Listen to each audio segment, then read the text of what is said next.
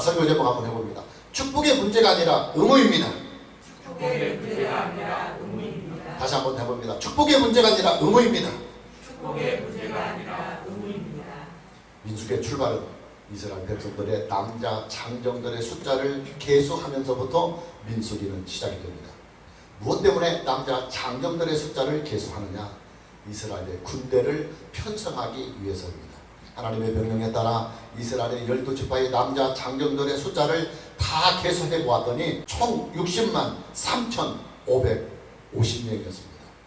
우리나라의 현역 군인들의 숫자가 약 60만 명임을 감안해 볼 때 남자 장정만으로 구성된 이스라엘의 군대는 지금 현재 우리나라의 현역 군인의 숫자와 비슷한 수준의 규모였습니다.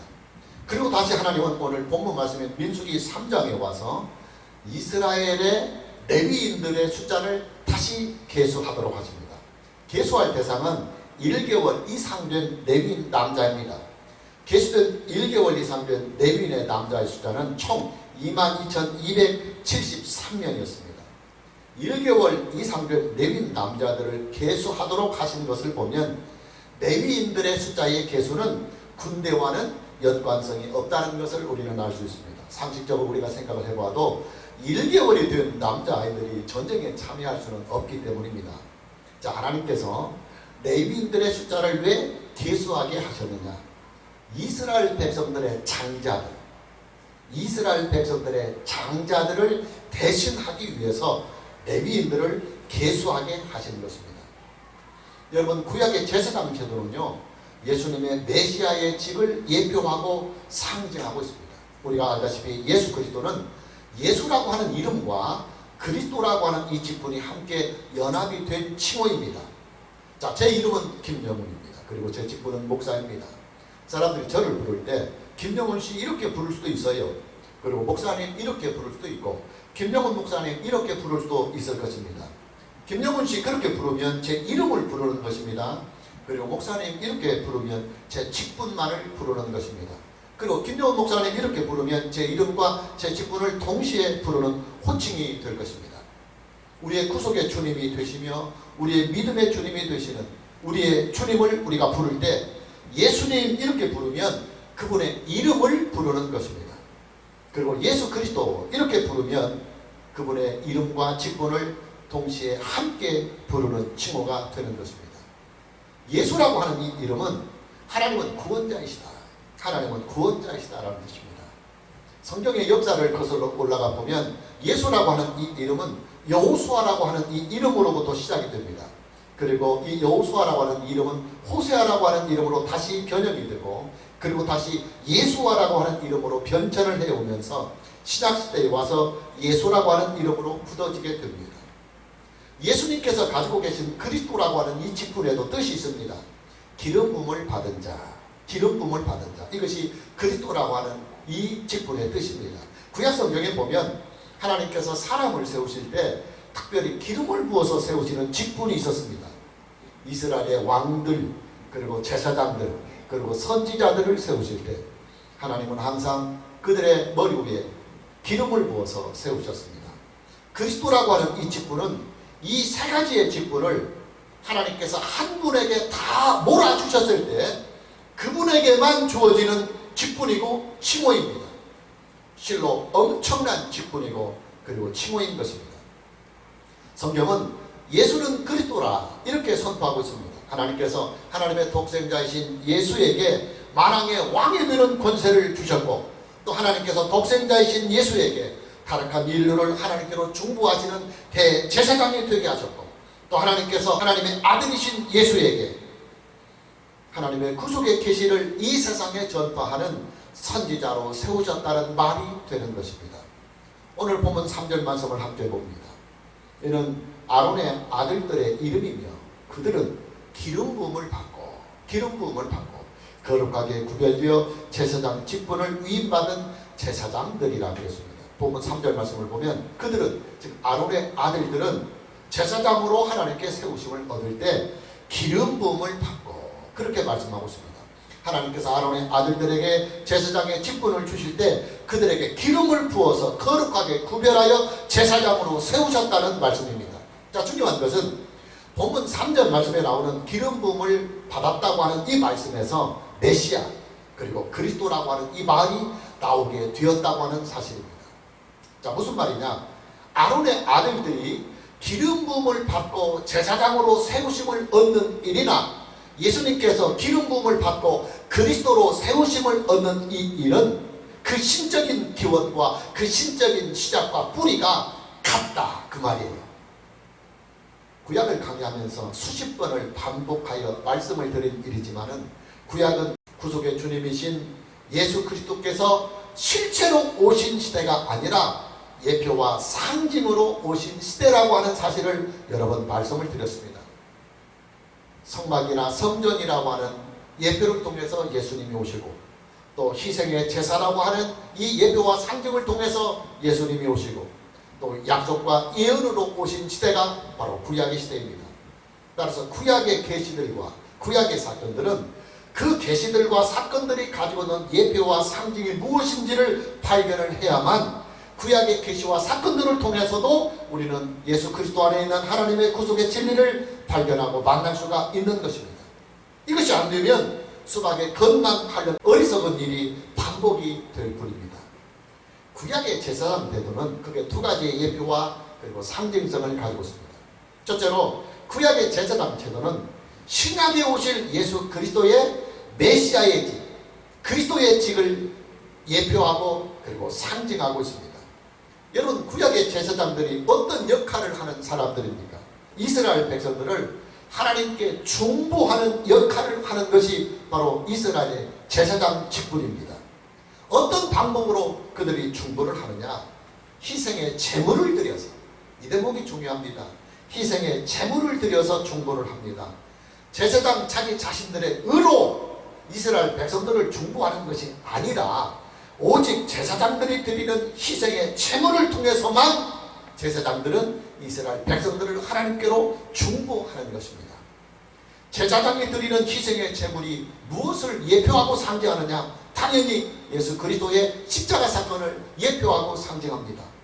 따라서 구약의 제사장 제도는 예수 그리스도의 구속의 사건을 예표하고 또 예수 그리스도의 메시아의 직을 예표하고 상징하는 것입니다.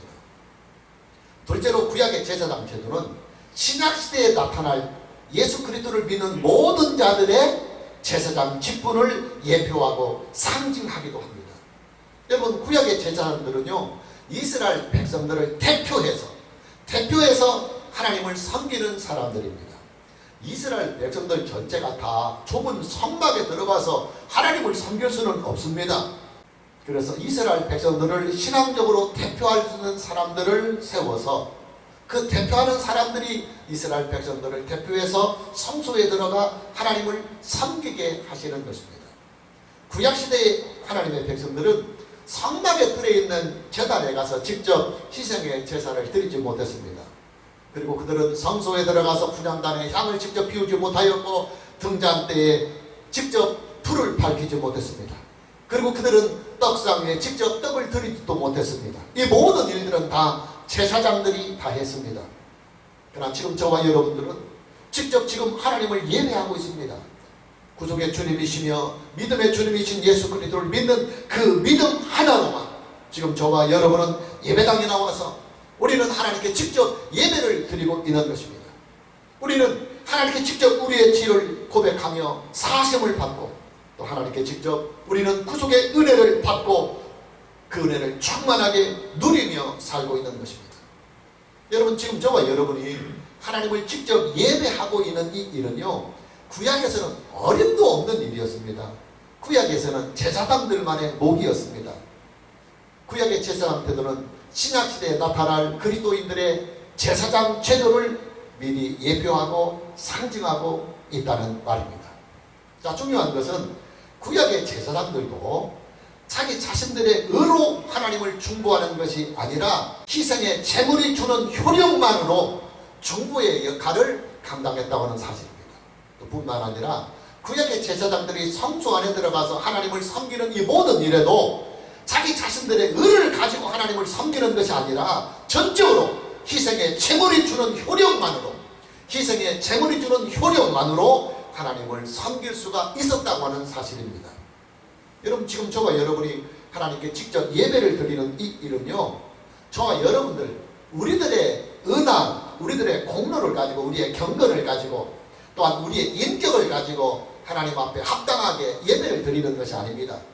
오로지 우리 주 예수 그리스도의 구속의 은혜로만, 오로지 우리 주 예수 그리스도의 은을 가지고 하나님께 예배를 드리고 있는 것입니다. 무슨 말이냐? 구약의 제사장 제도나 신약에서 예수 그리스도를 믿는 자들이 누리고 있는 제사장의 이 놀라운 은혜는 오직 우리 주 예수 그리스도의 구속의 은혜 안에서만 가능하다는 말입니다. 가끔씩 보면 권위의식이 강한 목사님들 중에는 구약의 제사장 제도를 신약시대의 목사직을 예표하고 상징하는 것으로 설교를 하는 목사님들이 있습니다. 특히 부흥 강사들 중에서 그런 분들이 많이 있어요. 그러나 그건 아닙니다. 만일에 그렇게 설교를 하는 목사가 있다고 한다면 그런 사람은 개혁교회에서 목회를 할 수 있는 분이 아니에요. 빨리 보따리를 싸서 가톨릭으로 가야 합니다. 가톨릭은 지금도 사제의 충고를 인정하고 있습니다.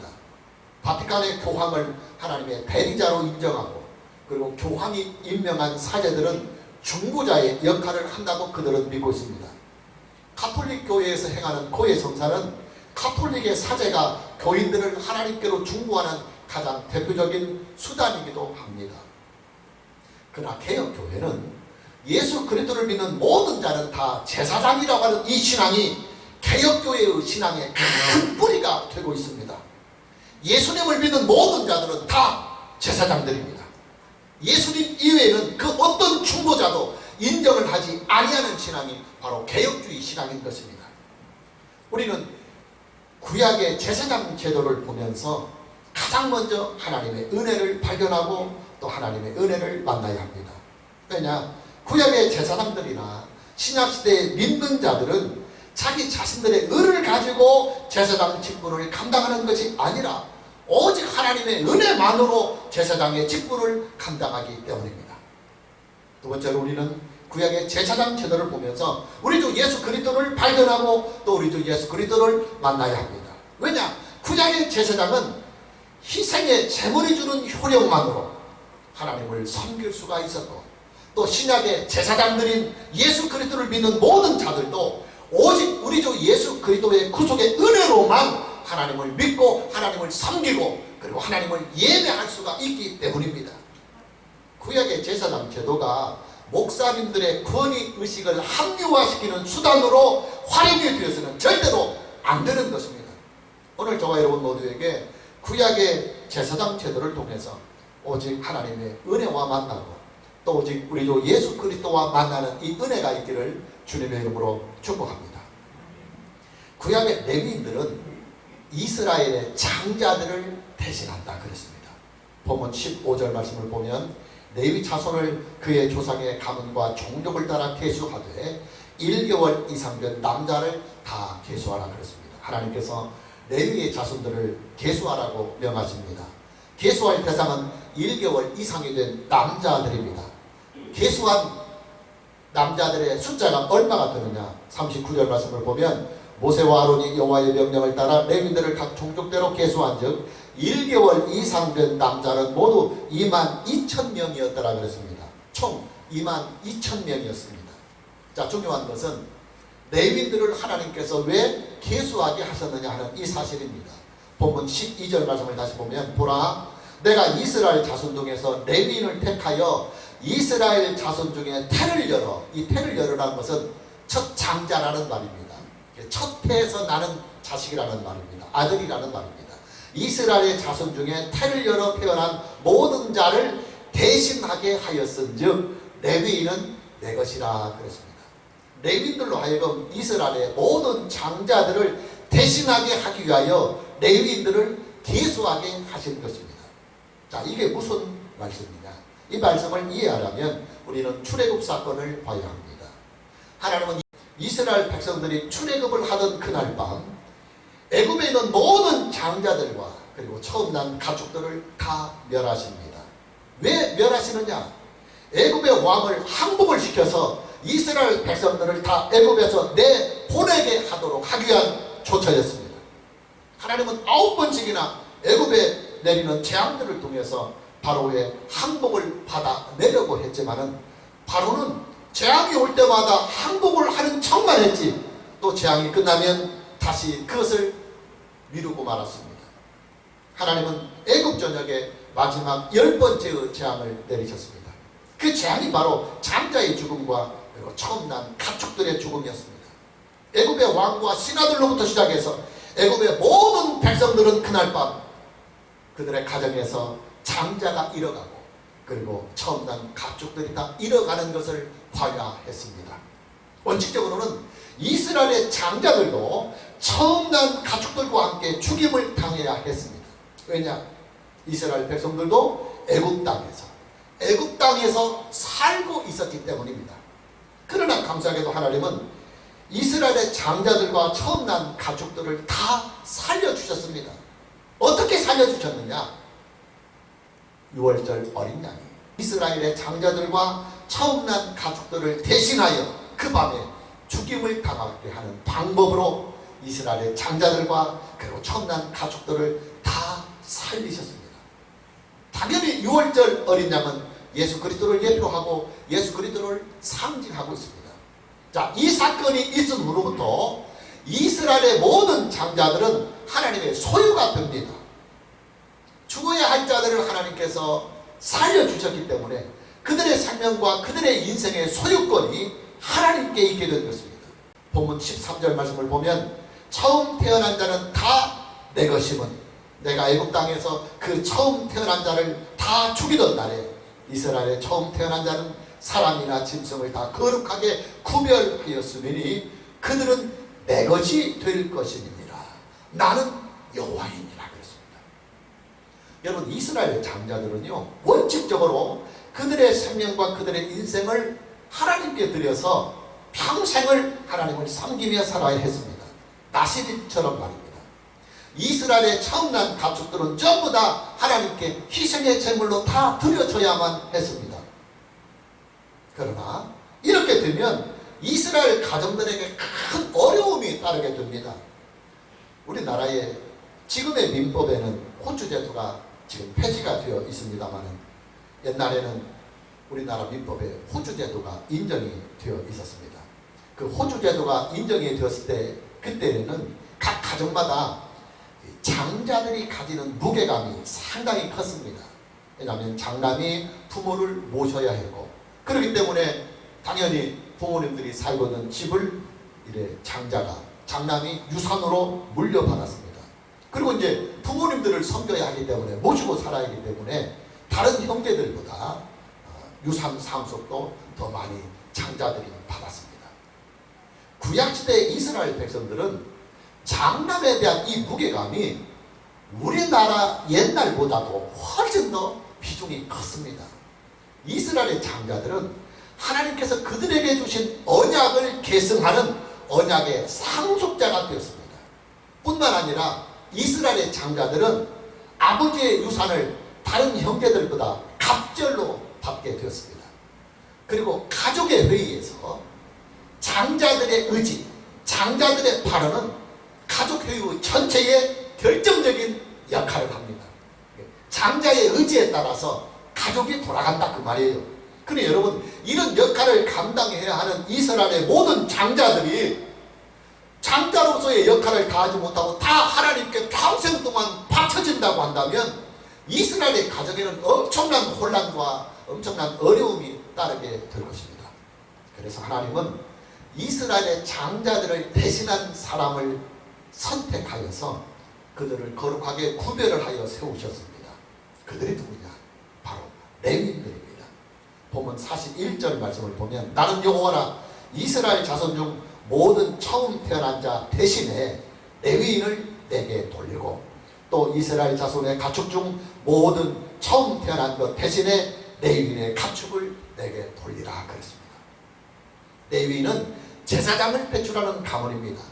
모세도 레위인이요 또 이스라엘의 대제사장인 아론도 레위인입니다.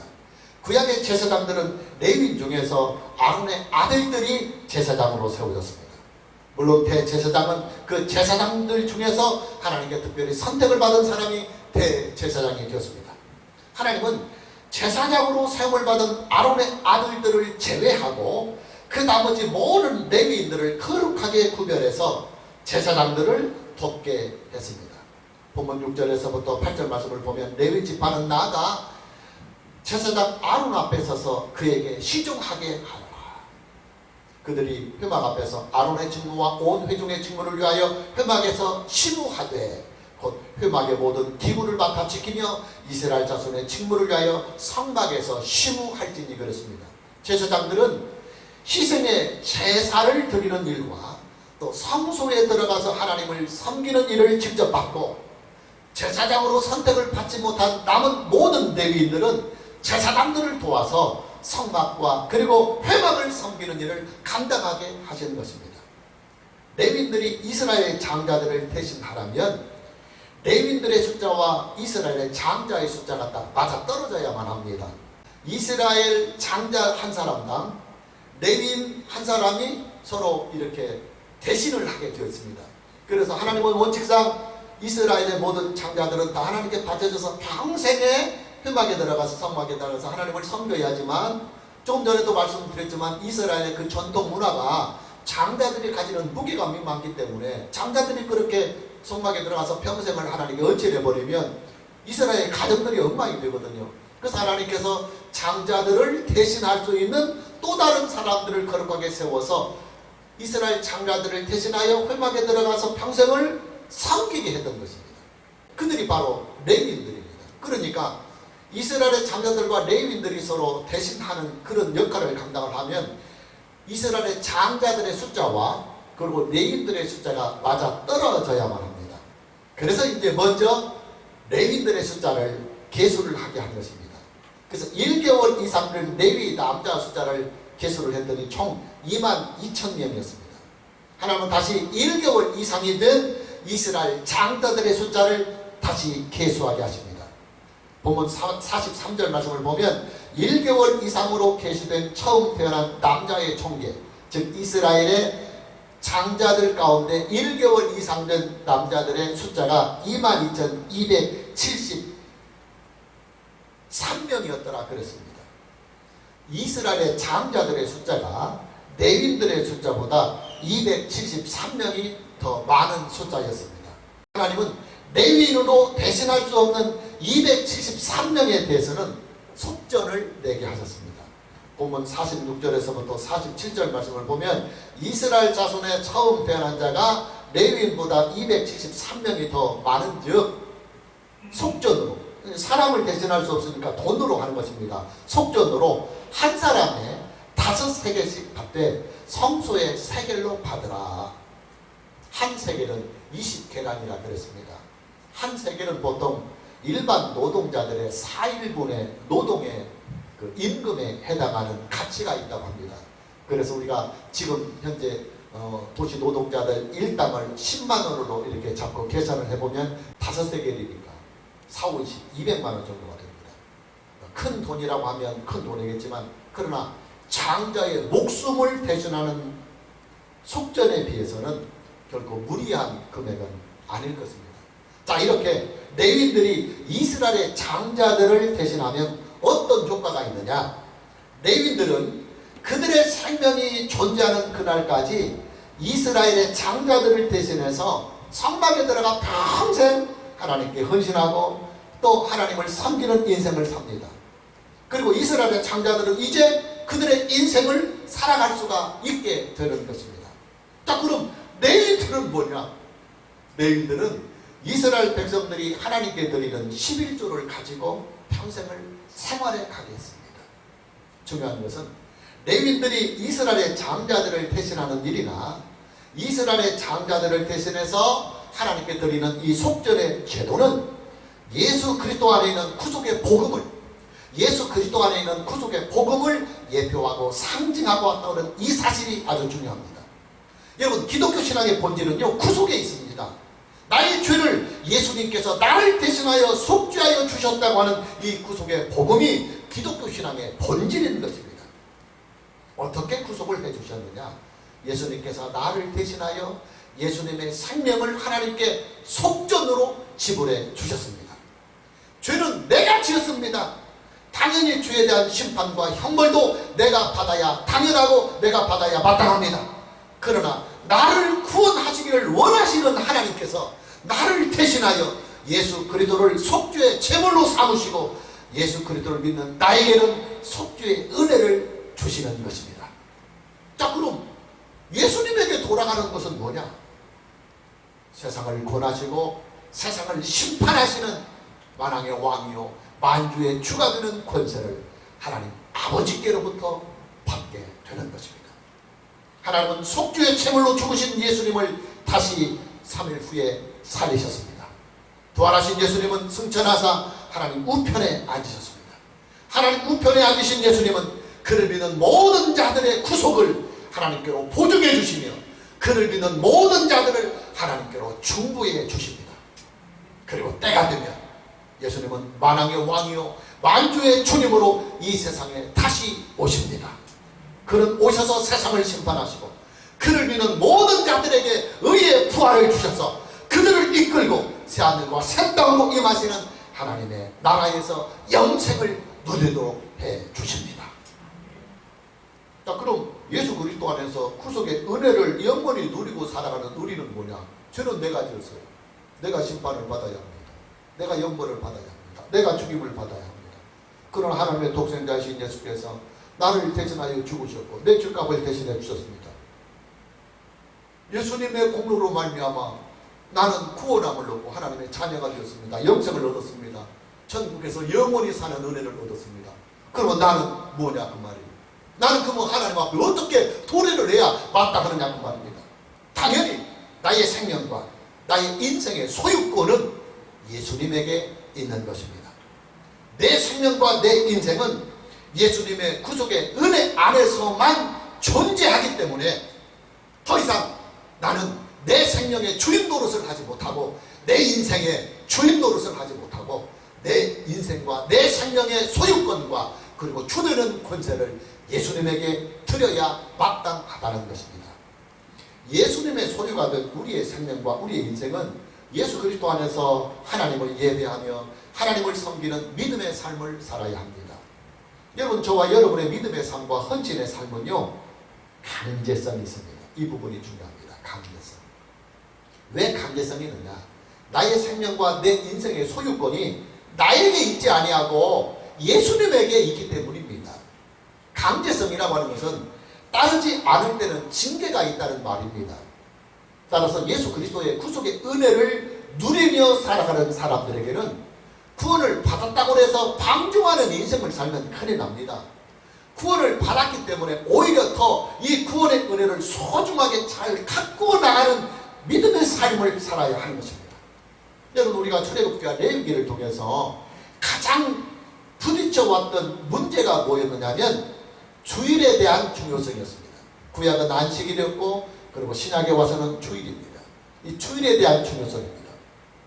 하나님은 창조의 신앙과 구속의 신앙을 함께 결합해서 에센스 한 방울로 뽑아서 우리에게 주셨습니다. 그 에센스 한 방울이 뭐냐면 바로 주일입니다.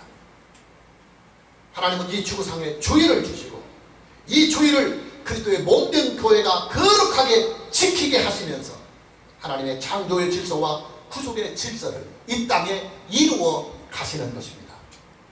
당연히 예수 그리스도의 구속의 은혜 안에서 살아가는 사람들은 주일을 거룩하게 지켜나가야 합니다.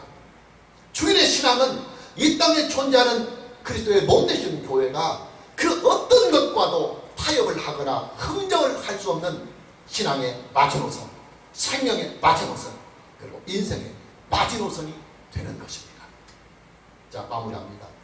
여러분, 예수님을 그리스도와 주님으로 믿는 저와 여러분은요 잃어버리거나 상실될 위험성이 전혀 없는 온전하고도 영원한 구속의 은혜를 이미 받았고 이 받은 이 온전하고도 영원한 은혜를 영원히 누리며 살아가는 사람들입니다. 우리의 구속은 예수 그리스도의 구속의 사건에 기초하고 있고 이 구속을 지금도 예수님께서 하나님 우편에서 보증을 하고 계십니다. 중요한 것은 우리가 구속의 은혜를 누리고 살아가는 이 은혜 안에는 예수 그리스도의 대속의 사건, 나를 대선하여 죽으신 대속의 사건이 있다고 하는 사실입니다. 내가 받아야 할 내 죄에 대한 형벌을 예수님께서 그의 생명을 들여서 대신 받으신 그리스도의 고난과 그리스도의 희생이 있다고 하는 사실입니다. 자, 그렇다면 여러분, 구원을 받은 저와 여러분의 인생은 어떤 인생이 되어야 하겠습니까? 마땅히, 그리고 당연히 우리의 생명과 우리의 인생을 예수 그리스도 안에서 하나님을 예배하며 하나님을 섬기는 인생을 살아가야 할 것입니다. 우리가 믿음으로 살고 우리가 하나님께 헌신하며 섬기며 주일을 거룩하게 지키고 또 이 주일날 교회 공동체가 함께 모여서 하나님께 예배를 드리며 살아가는 이 믿음의 삶은 축복의 차원이 아니라, 축복의 문제가 아니라 이미 구원을 받아 영원한 생명을 누리는 하나님의 자녀가 된 저와 여러분들의 당연한 의무요, 마땅한 의무의 문제이다, 그 말입니다. 오늘 저와 여러분 모두에게 남은 인생을 우리도 예수 그리스도 안에서 하나님을 예배하며 섬기며 살아가는 이 인생을 충성스럽게 살아가는 이 은혜가 있기를 주님의 이름으로 축복합니다. 찬양합니다.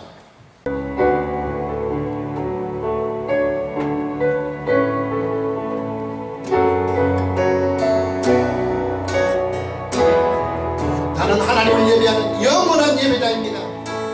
나는 하나님을 예배하는 예배자입니다.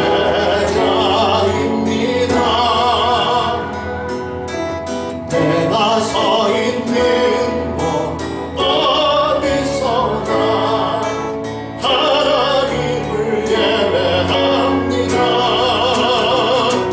내 영혼 거룩한 그대를 향하여 내 마음 완전한 하나님 향하여 이곳에서 바로 이 시간 하나님을 예배하라.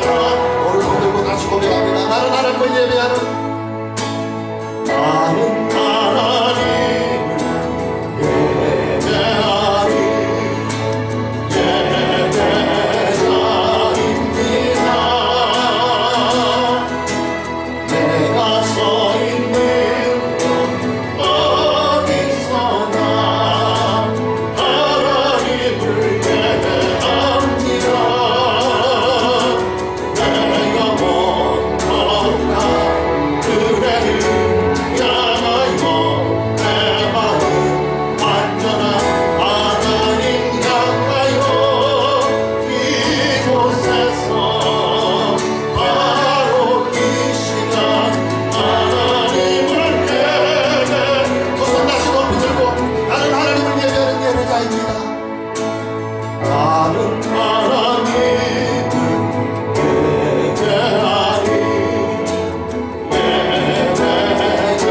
예배자입니다. 내가 서 있는 곳 어디서나 하나님을 예배합니다. 내 영혼 거룩한 그대를 향하여 내 마음 완전한 하나님 향하여 이곳에서 바로 이 시간 하나님을 예배. 한 번 더 고백합니다. 두 손 들고 나는 하나님을 예배하는 나는 하나님을 예배하는 예배자입니다. 내가 서 있는 곳 어디서나 하나님을 예배합니다. 내 영혼 거룩한 그대를 향하여 내 마음 완전한 하나님 향하여 이곳에서